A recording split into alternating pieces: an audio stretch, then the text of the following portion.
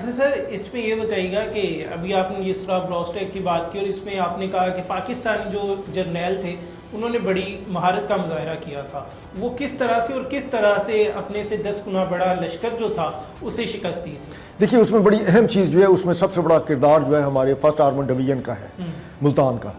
وہ ہوا یہ کہ بھارت کی سرحد کے ساتھ ہماری یہ فورس موجود تھی پاکستان کے تحفظ کے لیے، تو اچانک جو ہے انڈیا کے جاسوسوں نے انڈیا کو اطلاع دی کہ فرسٹ آرمڈ ڈیو اپنی جگہ پہ نہیں ہے۔ کتنے ٹینک اور کتنا بڑا ایک پورا ڈویژن ان کے پاس، اگر آپ حساب لگائیں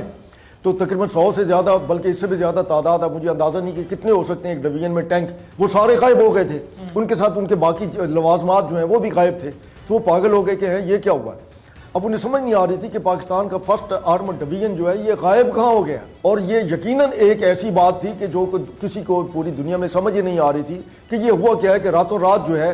ایک وہاں سے اہم جو ایک ڈویژن ہے ان کا ٹینکوں والا رسالے کا،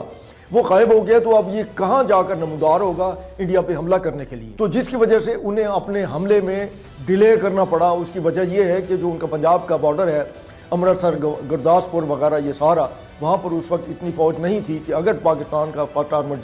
ڈویژن جو ہے وہاں پر حملہ آور ہو تو وہ اس کا کوئی وہاں مقابلہ کر سکے۔ یہ چیز انہیں بھی سمجھ آ گئی۔ پھر طے یہ ہوا کہ انڈین آرمی جو ہے وہ حملہ کر دے صادق آباد اور اس علاقے میں، رحیم یار خان کے علاقے میں۔ اگر وہ حملہ کر بھی دیتے کہ جتنے عرصے میں وہ جی ٹی روڈ تک پہنچتے، ریلوے لائن تک پہنچتے، تاکہ پاکستان کے دونوں حصوں کو اس میں درمیان سے وہ قبضہ کیا جا سکے،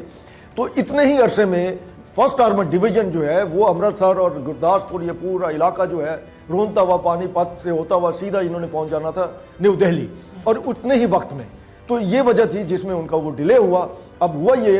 کہ اس کی وجہ سے باقاعدہ وہاں پر جو بعد میں خبریں بھی چھپتی رہیں تو پتہ یہ چلا کہ فرسٹ آرمڈ ڈویژن جو ہے وہ لاہور ہی کے قریب یا اسی علاقے میں کہیں ایسی جگہ چھپایا گیا تھا۔ کب پہنچا، رات کے اندھیرے میں کیسے شفٹ ہوا، کس خاموشی سے ہوا، اس میں بہرحال ہمارے عوام کی جو ہے ان کو بھی خراج تحسین پیش کرنی چاہیے کہ انہوں نے اتنی بڑی موومنٹ کو دیکھنے کے باوجود بھی اس کو اوپر خاموشی اختیار کی رکھی۔ پھر دوسرا یہ کہ اس وقت سوشل میڈیا بھی اس طرح نہیں تھا کہ فلمیں بنتی، ویڈیو بنتی یا کوئی ڈاؤن لوڈ کر دیتا اور وائرل کر دیتا۔ تو اس کا جو سب سے اہم چیز تھی وہ یہ تھی کہ جیسے ہمارے ہاں بھی اور انڈیا میں ایک موجود ہے کہ بچے اگر شرارتی ہیں، رات کو نہیں سوتے، تو وہ انہیں جن بھوتوں کا ڈراوا دے کر کہتے ہیں وہ دیکھو جن آ رہا ہے یا بھوت آ رہا ہے، سو جاؤ۔ تو باقاعدہ انڈین ٹی وی چینلز پر مذاق اڑایا گیا کہ پہلے انڈیا میں مائیں اپنے بچوں کو سلانے کے لیے اگر گبر سنگھ کا نام لیتی تھیں، جن بھوت کا نام لیتی تھیں،